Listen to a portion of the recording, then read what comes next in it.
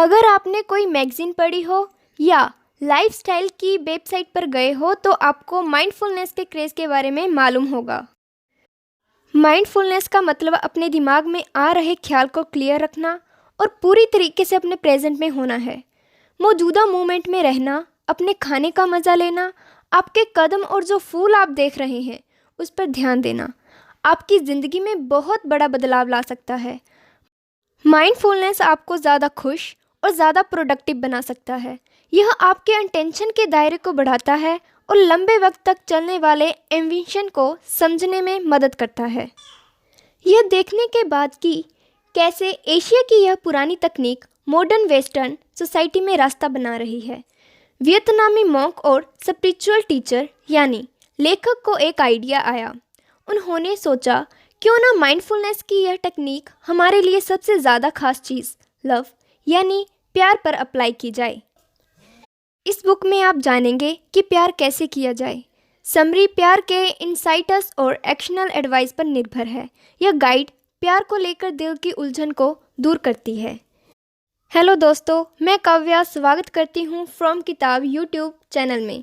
आज जिस book summary को लेकर हम आपके बीच हाजिर हुए हैं उसका नाम है हाउ टू लव और इसे लिखा है टिक नाथ होन ने। तो चलिए शुरू करते हैं हम आज की वीडियो। प्यार को खुशियों से पोषित करना और दूसरों के साथ शेयर करना चाहिए। एक गिलास पानी में 1 चम्मच नमक डाल दीजिए तो यह पीने लायक नहीं रहेगा, लेकिन अगर आप इतना ही नमक नदी में डाल दें तो कुछ नहीं बदलेगा।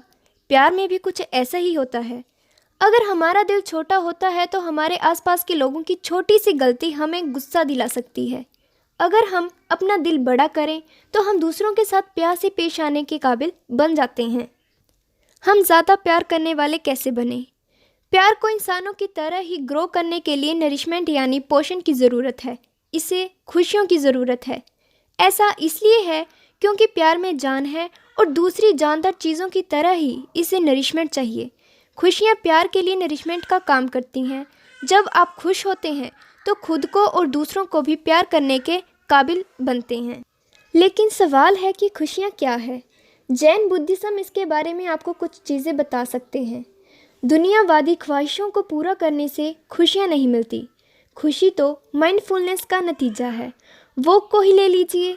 अगर आप अपने हर कदम पर ध्यान देते हैं और अपनी मंजिल के बारे में या वहाँ जाने की वजह के बारे में भूल जाते हैं तो आप खुशियों का मतलब समझने लगेंगे, क्योंकि माइंडफुलनेस का मतलब ही प्रेजेंट मोमेंट की कीमत समझना और उसे जीना है।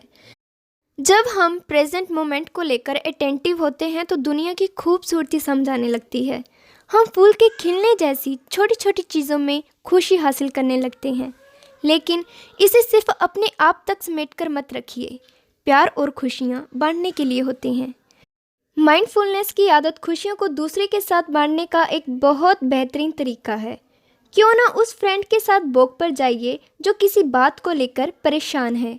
आप पहले से परेशान दोस्त की ज़िंदगी में प्यार और खुशियाँ ला सकते हैं, बस उन चीज़ों के ज़रिए जो आपको खुशियाँ देती हैं, चाहे वह सूरज हो या आसमान में मौजूद बादल। प्यार के असली स्वरूप को समझने के लिए आपको इसकी 4 खूबियाँ समझनी होंगी। जब आप प्यार शब्द सुनते हैं तो आपके दिमाग में क्या आता है?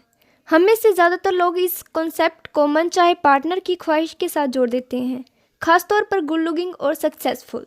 लेकिन यह सच्चा प्यार नहीं है। इसे समझने के लिए आपको पहले प्यार को समझना होगा।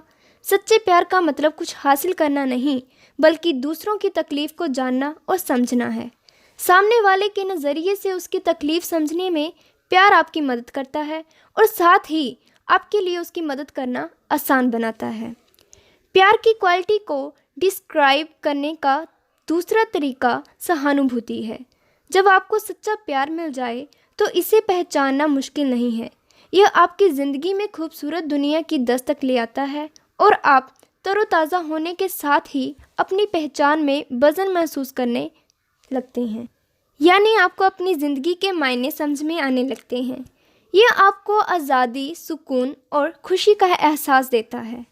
अगर आपको कभी लगे कि आप प्यार में हैं तो अपने आप से सवाल कीजिए, क्या आप असली खुशी का एहसास कर पा रहे हैं? अगर ऐसा नहीं है तो हो सकता है कि यह सच्चा प्यार ना हो। इज्जत मिलने से प्यार मुकम्मल होता है। एशिया के कई हिस्से में चलन है कि पति पत्नी को एक दूसरे को मेहमानों की तरह इज्जत करनी चाहिए। रिश्ते को अच्छा बनाए रखने के लिए यह एक ज़रूरी चीज़ है और लॉन्ग टर्म पार्टनर्स को भी एक दूसरे के साथ इज्जत से पेश आना चाहिए। प्यार की आखिरी खासियत इसकी एक्सपेंसिवनेस यानी व्यापकता है। शुरुआत में यह किसी एक इंसान पर ही फोकस करता है, लेकिन वक्त बीतने के साथ यह अपने अंदर हर जानदार चीज़ को शामिल कर लेता है। सच्चे प्यार को पहचानने के लिए आपको इन 4 चीज़ों पर ध्यान देना चाहिए। इनमें लविंग काइंडनेस, कंपैशन यानी दूसरों की तकलीफ़ को समझना, जॉय और बराबरी यानी बैलेंस शामिल है। चलिए इनके बारे में और जानते हैं। लविंग काइंडनेस का मतलब माइंडफुलनेस का इस्तेमाल करके दूसरों को खुश करना है। दूसरी तरह कहा जाए तो इसका मतलब बुझे हुए दिए में भी सूरज रोशन करने की हमारी खासियत से है। कंपैशन का मतलब दूसरों की तकलीफ़ समझना और खुद को उनकी तकलीफ़ से जोड़ना है। जब हम दूसरों की तकलीफ़ से खुद को जोड़ लेते हैं तो हम एम्पैथिक हो जाते हैं और गहराई से देखने और सुनने के काबिल बन जाते हैं। यहाँ जॉय का मतलब असली और लंबी चलने वाली खुशी से है। दूसरों की ज़िंदगी में खुशी लाना सबसे बड़ा तोहफा है। बराबरी आखिरी खासियत है। इसे खुद में शामिल करना भी कहा जा सकता है। इसका मतलब अपने और सामने वाले के बीच की दीवार को इस तरह ख़त्म कर देना है कि उसकी तकलीफ़ अपनी लगने लगे। प्यार में आपको अपनी और अपने पार्टनर की इज्जत के साथ खुद पर और उस पर भरोसा करने की ज़रूरत है। अब आप प्यार की खासियत के बारे में जान चुके हैं। प्यार के बारे में 2 और इम्पोर्टेंट चीज़ें हैं जो जानने लायक हैं, इज्जत और यकीन। प्यार सिर्फ किसी मकसद के लिए नहीं होता, यह इज्जत और एक दूसरे पर यकीन करने से भी जुड़ा हुआ है। असल में प्यार खुद के अंदर झांकने से शुरू होता है। प्यार करने के लिए आपको अपनी अच्छाइयों और अपने कंपैशनेट नेचर को समझने की ज़रूरत है। इसे सेल्फ लव भी कहते हैं। यह हासिल करने के लिए आपको अपनी बॉडी, चाहे वो जैसी भी हो, इसकी इज्जत और यकीन करना होगा। आप जैसे भी हैं वैसे अपने आप को एक्सेप्ट करके आपको एहसास होगा कि आपकी बॉडी वह जगह बन चुकी है जहां आप मुश्किल वक्त में आसरा ले सकते हैं। फूलों के बीज के बारे में सोचिए। कोई 2 फूल एक जैसे नहीं होते। हम लोग भी एकदम ऐसे ही होते हैं। हर कोई अपने आसपास मौजूद लोगों से अलग होता है। किसी फूल को देखकर हमें जो रिएक्शन देना चाहिए उसकी बजाय क्या हम यह सोचते हैं कि यह परफेक्ट नहीं है, इसे कुछ ऐसा या वैसा होना चाहिए था। इसलिए हमें यह पहचानना सीखना होगा कि हम पहले से ही सुंदर हैं। आपको खुद को और दूसरों को यह सच याद दिलाते रहने की ज़रूरत है, ख़ास तौर पर प्रभावशाली नौजवानों को। क्या गुलाब की पंखुड़ियों की तारीफ़ करने के बजाय इसके रंग के लिए क्रिटिसाइज़ करना बेतुका नहीं होगा? प्यार 2 तरफा रास्ता है। एक बार आपने खुद की इज्जत करना और खुद पर भरोसा करना सीख लिया तो अपने पार्टनर के साथ भी ऐसा ही करने की ज़रूरत है। भरोसे के बिना प्यार इम्पॉसिबल है। अगर आप किसी पर भरोसा नहीं करते तो आपको उससे सच्चा प्यार हो ही नहीं सकता। सिर्फ मन में अपने पार्टनर की इज्जत करना और उस पर भरोसा करना काफ़ी नहीं है, आपको यह साबित भी करना होगा। एक कपल के साथ लेखक की मुलाकात का ही उदाहरण ले लीजिए, जो वोडियोक्स से लेखक के फ्रांस वाले आश्रम में आए थे। उन तीनों के बातचीत के दौरान वह औरत लगातार रोए जा रही थी। उसकी ज़िंदगी में किसी चीज़ की कमी थी। वह उस फूल की तरह थी जिसे पानी की ज़रूरत थी। तो उसे किस चीज़ की ज़रूरत थी? लेखक ने उसके पति को बताया कि उसे प्यार और इज्जत की ज़रूरत है। उस दिन लंच पर पति ने लेखक की सलाह के हिसाब से काम किया। उसने अपनी वाइफ को उन सभी चीज़ों के बारे में बताया जो अपनी वाइफ के अंदर उसे पसंद है। वह कई घंटों तक अपनी वाइफ की तारीफ़ ही करता रहा और अचानक से उनका दुख खुशी में बदल गया था। स्पिरिचुअल प्रैक्टिस के ज़रिए हम प्यार करना और असल इंटीमेसी हासिल करना सीख सकते हैं। दुनिया के इतिहास में किसने सच्ची मोहब्बत को दर्शाया है? अगर हमें उदाहरण देने के लिए कहा जाए तो हम में से ज़्यादातर लोग जीसस, गांधी, मदर टेरेसा और दलाई लामा का नाम लेंगे। इस सेक्युलर दुनिया में स्पिरिचुअलिटी और रिलीजन की कोई खास कीमत नहीं रह गई है, लेकिन जब सच्चे प्यार को अमल में लाने की बात आती है तो ज़्यादातर नाम धार्मिक और स्पिरिचुअल लोगों का ही सामने आता है। यह कोई कोइंसिडेंस नहीं है। प्यार करना सीखने के लिए स्पिरिचुअल प्रैक्टिस करना पहला कदम है। फिर भी इसकी डेफिनेशन को लेकर क्लियर हो जाना चाहिए कि इसका मतलब किसी महज़ब या प्रिंसिपल्स पर अंधा यकीन करना नहीं है। यह अपनी खुशियों को बढ़ाने और अपने आप को बेहतर बनाने का एक तरीका है। असल में अगर हम शांत और ध्यान लगाकर अपनी ज़िंदगी की मुश्किलों का सामना करना चाहते हैं तो स्पिरिचुअलिटी बहुत ही ज़्यादा इम्पोर्टेंट है, क्योंकि हमारी पहचान सिर्फ हमारा फिजिकल रूप नहीं है। हर इंसान के दो शरीर होते हैं, पहला जिसे हम देख सकते हैं और दूसरा स्पिरिचुअल शरीर। मेडिटेशन और माइंडफुलनेस सिर्फ इन दोनों शरीरों में बैलेंस बनाने का एक तरीका है। एक बार हम यह कर लेते हैं तो अपने इमोशंस को समझना आसान हो जाता है। स्पिरिचुअल प्रैक्टिस का मतलब अपने असली जज्बातों को समझना है और इससे हमें दूसरों की तकलीफ़ समझने और उनसे प्यार करने में मदद मिलती है। दूसरों की तकलीफ़ की जानकारी ही प्यार है, क्योंकि सच्चा प्यार इंटीमेसी की तलाश करता है। ध्यान से सुनना इंटीमेसी हासिल करने का एक अच्छा तरीका है, जिसके ज़रिए आप अपने पार्टनर के बारे में ज़्यादा जान सकते हैं। सिर्फ घंटे या 2 घंटे अपने पार्टनर से बात करने और उन पर ध्यान देने की ज़रूरत है। इस प्रोसेस का कोई अंत नहीं है, क्योंकि हम सब में बेइंतहा गहराई है। इंटीमेसी हासिल करने का दूसरा तरीका फिज़िकल इंटीमेसी है।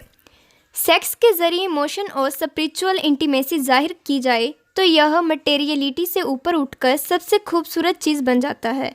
हालांकि ऐसा कहना करने से आसान है, यह तभी कारगर जब दोनों ही पार्टनर कंसंट्रेटेड हों और उनमें एक दूसरे के लिए प्यार हो। सेक्स अपने आप इंटीमेसी स्टेब्लिश नहीं करता, इसलिए इस पर अक्लमंदी से अमल किया जाना चाहिए। अक्सर सेक्स और इंटीमेसी एक ही समझे जाते हैं। हम इंटीमेट थे जैसे स्टेटमेंट इस बात को साबित करते हैं, लेकिन असल में दोनों अलग अलग चीज़ें हैं, क्योंकि सिर्फ सेक्स के ज़रिए असल इंटीमेसी स्टेब्लिश नहीं की जा सकती। प्यार के बिना सेक्स मज़ेदार हो सकता है, लेकिन यह नुकसानदायक भी है। अक्सर लोग सेक्सुअल डिज़ायर और सच्चे प्यार के बीच में कंफ्यूज हो जाते हैं। जैसा कि हम जानते हैं कि हमारी 2 तरह की बॉडी होती है। पहली यानी फिज़िकल बॉडी को सेटिस्फाई करना आसान है, जबकि स्पिरिचुअल बॉडी की ज़रूरत नज़रअंदाज कर दी जाती है। प्यार के बिना सेक्स दिमाग और दिल में दूरी पैदा कर देता है। अपने अकेलेपन को दूर करने के लिए लोग अक्सर सेक्स का सहारा लेते हैं और यह भूल जाते हैं कि सिर्फ फिजिकल कांटेक्ट से अकेलापन दूर नहीं किया जा सकता। अकेलेपन का इलाज सिर्फ वो रिश्ता है जिसमें दोनों पार्टनर एक ही सपना और ख्वाहिशों के साथ डीप इमोशनल कनेक्शन शेयर करते हैं। इसका मतलब यह नहीं कि सेक्स से इंटीमेसी नहीं हासिल की जा सकती। ऐसा हो सकता है, लेकिन इस पर अक्लमंदी से अमल करने की ज़रूरत है। मन करने पर ही सेक्स करना माइंडफुलनेस का एक ज़रूरी हिस्सा है। सिर्फ अपने पार्टनर को खुश करने के लिए या मना करने की ऑकवर्डनेस से बचने के लिए सेक्स के लिए हामी भरना बताता है कि आपको पार्टनर के साथ कम्युनिकेशन करने की सख्त ज़रूरत है। ख्वाहिश या जज्बात के बिना सेक्स लविंग सेक्स नहीं होता है। अक्लमंदी से सेक्स करने का मतलब अपनी और अपने पार्टनर की ख्वाहिशों के बीच बैलेंस बनाना है। डीप कनेक्शन के बाद ही इंटीमेट सेक्स हासिल किया जा सकता है। कभी कभी अपने पार्टनर के साथ बैलेंस न बना पाना फ्रस्ट्रेटिंग हो सकता है, लेकिन आप अपनी सेक्सुअल एनर्जी का इस्तेमाल ज़िंदगी के दूसरे हिस्सों में करना सीख सकते हैं। ब्रह्मचारी संतों के बारे में सोचिए। ऐसा नहीं है कि उन्हें सेक्स की ख्वाहिश नहीं होती। इस एनर्जी का इस्तेमाल वो लकड़ी काटने, बगीचे में जाने, खाना बनाने, मेडिटेट करने या दोस्तों और परिवार पर ध्यान देने जैसे दूसरे कामों में करते हैं। पार्टनर की ख्वाहिशें एक जैसी और एक दूसरे से प्यार से बात करने की होनी चाहिए। एक प्यार भरा रिश्ता बनाए रखना मुश्किल है और यह कारण काफ़ी है कि उस शख्स के साथ रिश्ता ना बनाया जाए जिसके वैल्यूज़ और लाइफ गोल आपके जैसे ना हो। एक हेल्दी रिलेशनशिप के लिए एक जैसी एस्पिरेशन होना काफ़ी ज़रूरी है। ऐसा इसलिए क्योंकि यह यूनिटी बढ़ाता है। अगर आपकी ज़िंदगी के मकसद कुछ एक जैसे हैं तो आप एक साथ आगे बढ़ सकते हैं। ऐसा करना तब पॉसिबल है जब आप एक दूसरे को बता चुके हो कि आपके लिए क्या इम्पोर्टेंट है। उदाहरण के तौर पर उस कपल को ले लीजिए जिसने स्पिरिचुअलिटी के रास्ते पर चलना शुरू किया है, क्योंकि उनकी ज़िंदगी का मकसद एक जैसा है। आसपास का माहौल बेहतर बना करके वह अपना एक्सपीरियंस मेडिटेशन शेयर कर सकते हैं। बताने की ज़रूरत नहीं है यह आपको कहाँ ले जाएगा।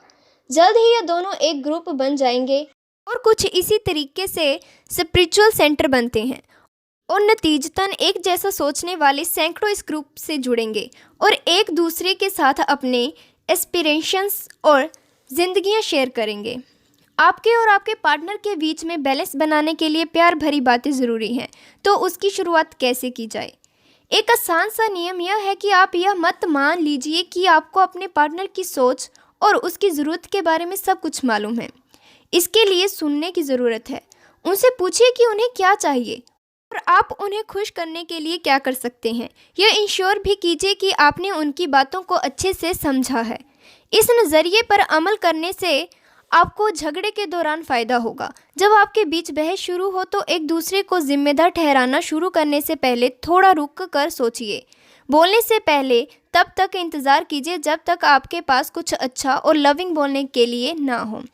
रिश्ते में सामने वाले को सुनने का अहम किरदार होता है। बिना दखलंदाजी के अपने पार्टनर के नज़रिए को सुनना मुश्किलों को हल करने का बेहतर तरीका है।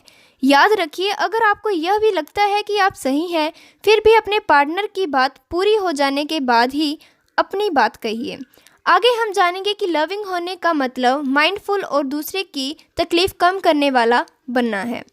हो सकता है कि आपने कई अलग अलग तरीक़ों से माइंडफुलनेस के कॉन्सेप्ट के बारे में जाना हो। माइंडफुलनेस का कॉन्सेप्ट वेस्टर्न सोसाइटी में बहुत ज़्यादा असरदार रहा है। अक्सर हमें चलने, खाने और एक्सरसाइज करने माइंडफुलनेस तरीका बताया जाता है। तो क्यों ना प्यार भी माइंडफुल तरीके से किया जाए? लेकिन यह एक चीज़ को दो बार कहने जैसा है। सच्चा प्यार ही माइंडफुलनेस है। चलिए प्यार शब्द से ही शुरू करते हैं।